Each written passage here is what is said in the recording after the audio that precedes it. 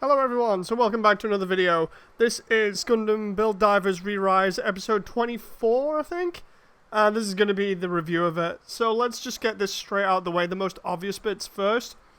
This by far was the most awesome animated fight sequence I think we've ever seen. But, and this is a but for this, I don't feel like it had the same heart as episode 22. Which I previously called the best episode. I feel like 22 had a lot of heart to it in terms of the characters growing and getting over or coming to terms with the death of Eve and saving Masaki. Whereas this episode, this is all out nuts, and its theme this time, instead of being about regret, is about forgiveness. So, let's get into this. There were a couple of people that said, in the last comments that said, this is going to be the episode where the Chad build divers, the original ones, come in and kick everybody's ass. Not true. So, I don't want to be biased here, because it should be obvious now that I like Re-Rise more than normal build divers. But, let's just go over this battle. They had all the heavy hitters from Season 1 here.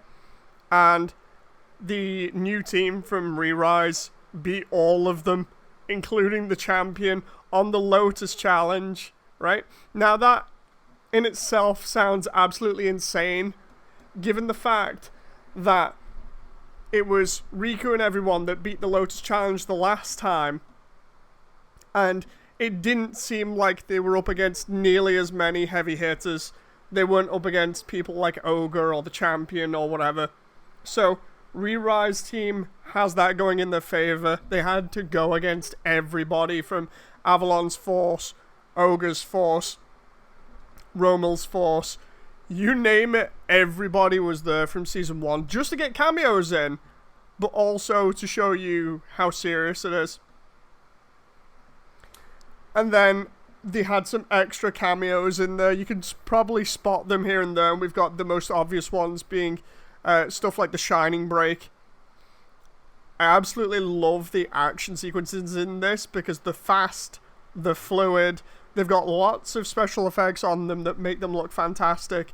But please, if you watched this without headphones, crank the volume, go back and watch it with headphones, because my god, there have been many times where I've done reviews and I've said you need to really have headsets on to appreciate the sounds or the sound effect work. And my god, this episode, it had some brilliant new sound effects in there that made everything seem really hard-hitting. I was going to be really worried at the beginning of this because of Ogre dropping a little hint about Riku being such a good fighter. I thought, oh no, he's going to be overpowered. We're going to have a really bad episode on our hands where Riku is just there to save the day or whatever, but no, it didn't happen. We had some really good and seemingly balanced fights, including some interesting stuff like Hirato's one-on-one fight with Riku, where he more or less goes toe-to-toe with the 00 Sky, with its Trans-Am engaged, without a unit that can have Trans-Am on it. So that was pretty amazing. We got to see the X-Valkylander, which is modeled after Quadon, which is really cool. We got to see it using its Trans-Am a little bit better, which was fantastic. Although I do think Pa got a little bit cheap-shotted at the beginning by Ayame from Build Divers.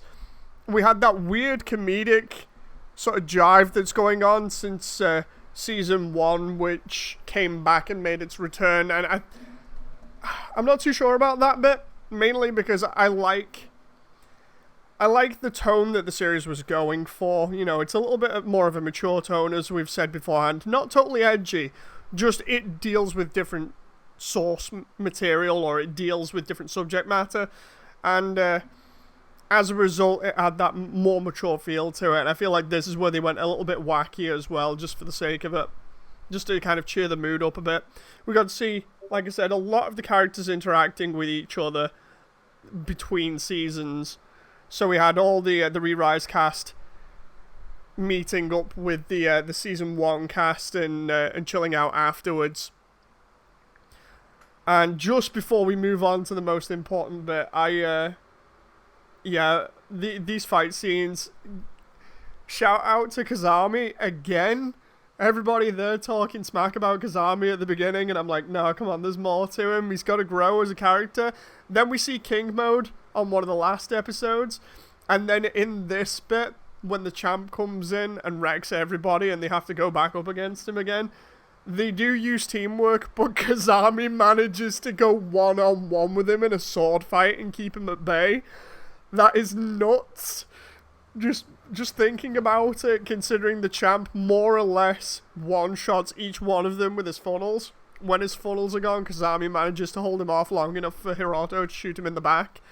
The one thing we don't see is how the mission resolves itself.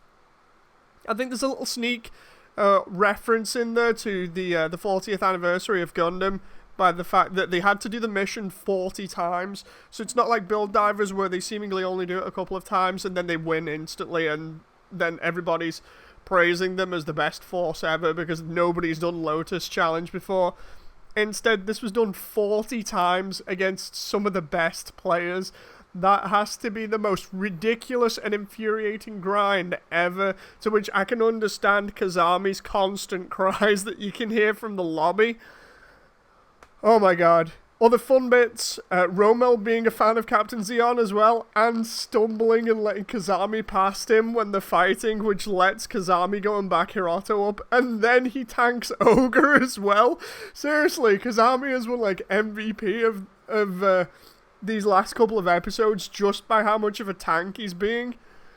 But yeah, we had some really good action sequences, absolutely fantastic. Using all of them together as a team to try and overcome stuff, and every single thing that they've got up their sleeve to beat everybody. And then when they do beat everybody, this is when we get into the forgiveness angle, because everybody's been enjoying themselves up until now, and this is when we get to see Mei has arranged a meeting between Sura and Riku and Hiroto and herself. And this is mainly because Mei has told Sura what's happened. And this, for me, I take it as an apology for Season 1, really, for how it went down. Because they more or less just turn around and are like, yeah, we didn't even know that saving Sura would come at a cost. And the speculations that we made about Eve the last time have turned out to be true.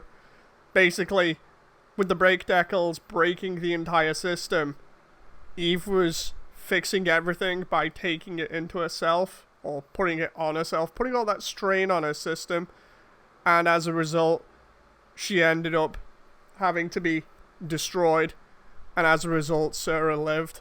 Now the thing is, because Hiroto has been so angry because he didn't know the context for anything and he kind of forgot Eve's final wish because he was so angry and so blinded by his rage.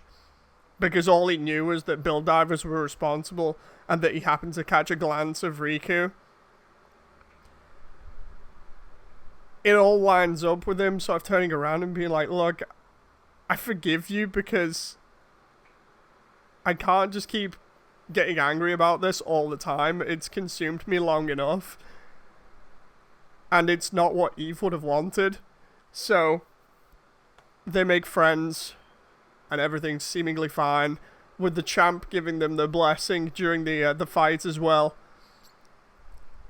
More or less, this entire thing being a giant training mission, as we've seen, to see whether they're really worthy of saving Eldora and its people in the last episode. But yeah, this was great. I absolutely loved it. And I don't know what you guys think about it. I like I said, I still don't think it had the same heart or feeling to it as 22, where they saved Masaki. But yeah, I can't deny it. This is definitely the best animated set of fight scenes that we've got, and this is definitely where the budget went for all those times that they've had sort of like downtime between episodes, or they've had entire episodes dedicated to planning or just cooling down and trying to come up with plans. This is where the budget goes, so I'm hoping that the budget has extended to the last episode and we get another fantastic fight scene. Because if we do, I'm going to be so happy about that. Anyway, what did you guys think? Leave your comments down below, and I'll see you on the next one.